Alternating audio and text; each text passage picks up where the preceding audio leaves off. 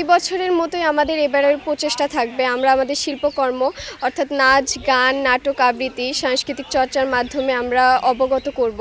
আমাদের নতুন প্রজন্মকে আরও রবীন্দ্রনাথ সম্পর্কে উচ্ছ্বাসিত করব। কবিগুরু রবীন্দ্রনাথ ঠাকুরের ১৬৫তম জন্মবার্ষিকী উপলক্ষে রবীন্দ্রনাথের কাচারি বাড়িতে বিভিন্ন ধরনের আয়োজন করা হয়েছে।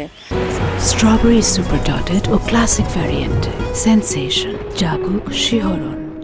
তোরা যে যা বলিস ভাই, আমার সোনার হরিণ চাই, মনোহরণ চপল চরণ সোনার হরিণ চাই। প্রতি বছরের মতন এইবারও আমি এই অনুষ্ঠানে নাচ এবং গান করব। প্রস্তুতি আমাদের অনেক ভালো। আমাদের এই ২৫শে বৈশাখটা এবারও আয়োজিত হবে, তো আমি খুবই খুশি এবং আনন্দিত। আমি ৩ দিনই এই প্রোগ্রাম প্রত্যেকবারই দেখতে আসি এবং এইবারও দেখতে আসব। প্রত্যেকবারই আমার খুবই ভালো লাগে।